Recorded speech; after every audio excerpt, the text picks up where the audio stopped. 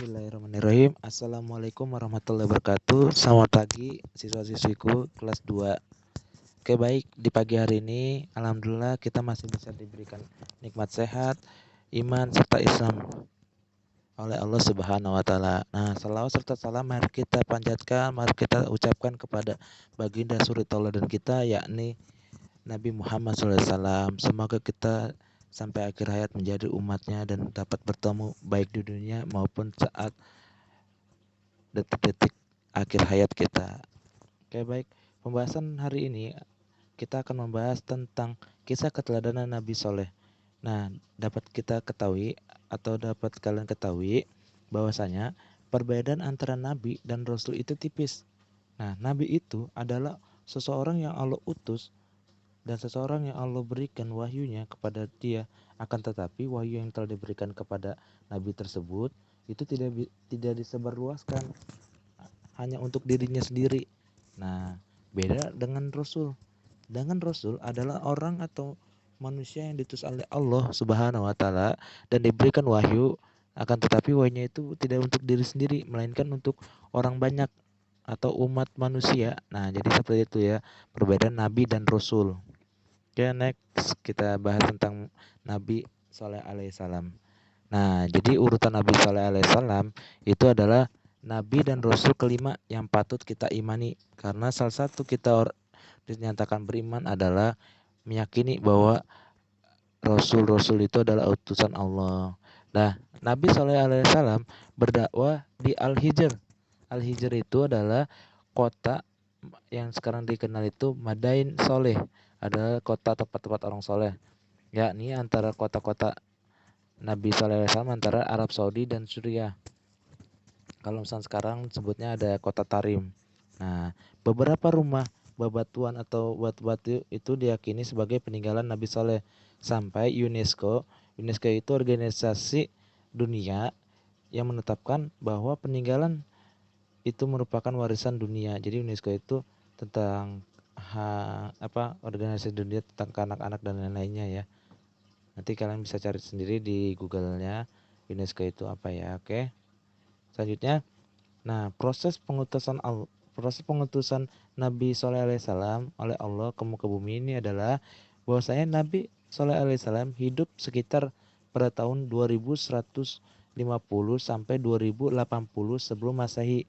Ini ingat ya, didapat lihat karena kalau biasanya kalau kita dari tahun 2001 sampai 2010 jadi itu tahunnya naik, tapi ini turun karena kenapa? Turun karena tulisannya sebelum Masehi. Beda, bukan Masehi. Kalau Masehi naik dari tahun 1 Masehi sampai tahun 10. Nah, itu naik ya. Kalau sebelum Masehi turun dari tahun 2150 itu sampai 2080 itu maksudnya bukan turun ke bawah tahunnya tapi ke atas gitu. Karena kan sebelum kayak beliau diangkat menjadi nabi pada sekitar tahun 2100 sebelum Masehi. Nah, Nabi Shallallahu alaihi wasallam ditugaskan oleh Allah Subhanahu wa taala untuk berdakwah dan mengajarkan kebenaran dan mengajak umat-umat manusia untuk meninggalkan berhala, yang mana itu merupakan adat istiadat orang dulu pada saat itu, dan hanya menyembah kepada Allah Subhanahu wa taala yang paling esa atau ahad. Nah, akan tetapi saat Nabi Saleh alaihissalam berdakwah kepada satu umat atau satu kaum di di sana, nah di sana ada namanya kaum Samud. Kaum Samud itu kaum zolim, kaum yang dua kali dizolim sama Allah. Nah, maaf, dua kali diazab sama Allah karena dizolim kepada Allah. Nah, di saat Nabi Sallallahu alaihi wasallam sedang berdakwah dan menyampaikan kebaikan, mengajak kebaikan serta mengajak semuanya untuk menjauhkan diri dari berhala dan hanya untuk menyembah Allah taala. Nah, kaum Samud itu menolak. Nah, kaum Samud itu merupakan kaum seperti kaum Ad. Kaum Ad itu kaum Nabi Hud dan kaum Nabi Nuh. Nah, kaum Nabi Nuh itu yang ditinggalkan oleh Nabi Nuh. Nabi Nuh dulu membuat perahu di atas kapal. Nah, kaum Nabi Nuh itu heran kenapa buat perahu di atas kapal. Nah, saking Nabi Nuh itu takwa kepada Allah, taat kepada Allah, akhirnya dia ikutin semua perintah Allah sampai tuh perahunya dulu ceritanya sering dikotori, sering dihina dan lain-lain. Tapi Nabi Nuh percaya Allah itu pasti ada sesuatunya dari dari kejadian yang disuruh sama Allah. Nah, tiba-tiba karena umat Nabi Nuh itu Nabi Nuh itu berdosa kepada Nabi Nuh dan ingkar kepada Allah dan zalim kepada Allah, akhirnya diazab sama Allah. Di suatu cerita itu Nabi Nuh bersama orang-orang yang percaya dan mengikuti Nabi Nuh selamat dari bencana tersebut. Dan di dalam sejarah, bencana itu termasuk bencana paling besar, hampir mendekati seperti kiamat. Itu seluruh muka bumi itu semuanya berair, maksudnya banjir full sampai setinggi gunung. Nah, setinggi gunung kan tinggi banget ya. Nah, makanya seperti itu azab bagi orang yang zalim kepada hak Nabi Allah dan Allah. Nah, ketika Nabi lanjutkan kata Nabi Saleh ya, ketika Nabi Saleh alaihissalam berdakwah dan mengajarkan kebenaran dan mengajak kebaikan, mereka tetap menentang dan malah merendahkan Nabi Saleh. Nah, sama kayak yang saya bilang, jadi itu kaum Samud itu sama kayak kaum Ad, kaumnya Nabi Hud dan kaum Nuh yang durhaka kepada Nabi Allah dan Allah. Nah, mereka para kaum Samud itu yang kafir itu di luar agama ya, yang menyembah selain Allah, menentang Nabi SAW untuk membuktikan bahwa beliau memang utusan Allah. Jadi itu tantang itu kaum Samud, dia nggak percaya kalau Nabi Allah SAW itu adalah utusan Allah. Nah, salah satu orang yang beriman itu adalah percaya bahwa Allah itu mengutus nabi-nabinya. Nah, dia itu nggak percaya Nabi Saleh itu orang utusan Allah, maksudnya Nabi Allah. Nah, itu kan salah satu orang yang nggak beriman, makanya disebutnya kafir. Selanjutnya, nah Allah itu memberikan sebuah mukjizat hanya kepada para nabi dan rasul. Pak, mukjizat itu apa? Mukjizat itu adalah kelebihan atau keistimewaan yang dimiliki manusia tertentu seperti nabi dan para rasul, hanya khusus dari Allah Subhanahu wa taala. Nah, mukjizat Nabi sallallahu alaihi wasallam adalah Allah Subhanahu wa taala mengirimkan mukjizat berupa unta yang keluar dari celah batu gunung. Banyak kaum Samud yang akhirnya beriman karena mereka percaya dengan kenabian sallallahu alaihi wasallam. Namun tak sedikit pula yang masih kafir. Jadi itu Allah itu memberikan sebuah untanya itu betina yang keluar dari celah batu gunung. Nggak tahu tuh datang dari mana, tiba-tiba keluar dari celah batu gunung. Nah, akhirnya karena sebagian kaum Samud melihat keistimewaan atau kelebihan Nabi sallallahu alaihi wasallam yang diberikan oleh Allah Subhanahu wa taala, akhirnya sebagian itu masuk dalam golongannya Nabi sallallahu alaihi wasallam, maksudnya pengikutnya Nabi sallallahu alaihi wasallam, untuk lebih taat dan membuat kebaikan serta menjauhi berhala dan hanya menyembah Allah taala.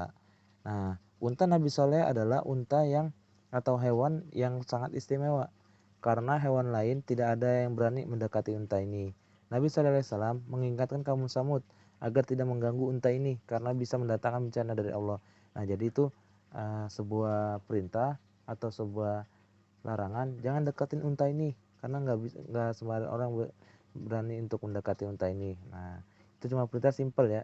Karena kalau misalnya kalian mendekati, insya Allah nanti akan dapat bencana dari Allah langsung. Nah, karena kaum Samud itu berani-berani dan meremehkan Nabi Sallallahu Alaihi Wasallam, akhirnya para pembesar kaum Samud yang kafir, yang masih murtad dan yang masih membenci Allah dan membenci Nabi Sallallahu Alaihi Wasallam, kemudian mereka atau 9 orang berkelompokan itu yang pembesar kaum Samud untuk ada niatan untuk membunuh unta Nabi Sallallahu Alaihi Wasallam. Nah, hal ini membuat Nabi Sallallahu Alaihi Wasallam marah kepada mereka tuh yang 9 orang itu. Namun kaum kafir itu malah menantang Nabi Sallallahu Alaihi Wasallam atas azab yang telah dijanjikan oleh Nabi Sallallahu Alaihi Wasallam, bahwasanya kalau misalnya kita ngebunuh unta ini atau mengganggu unta ini, insya Allah azab akan datang. Nah, itu udah dia sombong ikan kaum Samud ya, semoga kita jangan seperti itu ya. Udah sombong, nggak percaya sama keadaan nggak percaya bahwa Nabi Saleh itu adalah nabi utusan Allah dan malah melanggar perintah yang disuruh atau yang diperingati oleh Nabi Sallallahu Alaihi Wasallam. Nah, akhirnya kaum Samud itu langsung diazab karena dia nantang, mana nih udah saya bunuh nih untanya kok nggak ada apa-apanya, ditantang. Nah, seketika setelah proses terjadi seperti itu, kaum Samud langsung diazab sama Allah Subhanahu wa taala. Nah, azabnya berupa apa? Nabi Shallallahu alaihi wasallam bersama kaumnya yang beriman kemudian meninggalkan tempat tinggalnya. Nah, hampir semua nabi dan rasul saat dizolimin sama umatnya itu selalu meninggalkannya langsung.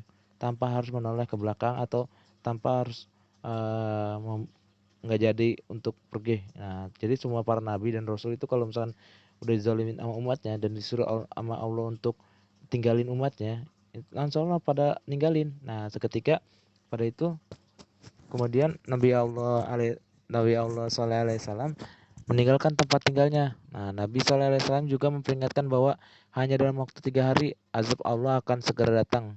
Nah, ternyata benar tuh 3 hari datang itu azab Allah. Nah, ketika malam tiba datang, suara dari langit yang membinasakan kaum Samud tak tersisa sama sekali. Jadi suara dari langit itu berupa petir. Nah, petir itu sama 3 hari itu langsung membinasakan itu kaum Samud yang kafir. Yang tadi yang udah dibilangin jangan membunuh unta, malah membunuh unta. Yang udah dibilangin ini bener nabi tapi nggak percaya dan malah sombong dan malah nantang gitu, nantang kebesaran Allah. Nah, akhirnya diazab seperti itu. Seketika langsung disambar petir, dur langsung tuh pada hilang semuanya, dibinasain nama Allah. Nah, sebagian ada yang mengatakan bahwa azab untuk kaum Samud berupa batu-batu yang berjatuhan. Nah, jadi ada sebagian bilang petir, ada sebagian bilang batu. Nah, wala alam ya, karena saya sendiri juga nggak mengalaminya. Nah, kita hanya belajar dari buku ke buku, dari ulama ke ulama seperti itu. Nah, ada juga yang mengatakan bahwa suara tersebut adalah suara malaikat Jibril dan entah gejala alam apa yang membinasakan kaum Samud. Mungkin saja itu adalah petir. Nah, sampai sekarang walau alam kita tidak tahu bagaimana bentuk azabnya, tapi itu ada sebagian yang bilang petir, ada sebagian bilang malaikat Jibril, dan ada sebagian ulama bilang bebatuan yang jatuh dari langit kepada kaum Samud, saking durhakanya kaum tersebut kepada Allah dan kepada Nabi Allah Sallallahu Alaihi Wasallam. Nah, kisah keteladanan Nabi Sallallahu Alaihi Wasallam setelah kita mempelajarinya adalah kita sebagai umat manusia yang biasa itu harus penuh dengan kesabaran dalam berdakwah walau terus ditentang kaumnya. Nah, keteladanan yang dapati dari kisah Nabi Sallallahu Alaihi Wasallam itu datang dari kaum Nabi Sallallahu Alaihi Wasallam yang mengikuti ajaran Nabi Sallallahu Alaihi Wasallam.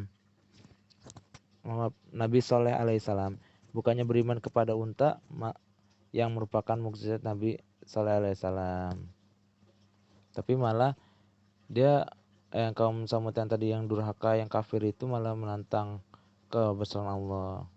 Nah, jadi mungkin itu saja pemaparan materi hari ini. Nah, jangan lupa untuk absensinya tulis di kolom komentar dengan tulis nama, kelas, dan nomor absen. Dan nanti tugas akan saya share di WA-nya. Terima kasih. Wassalamualaikum warahmatullahi wabarakatuh.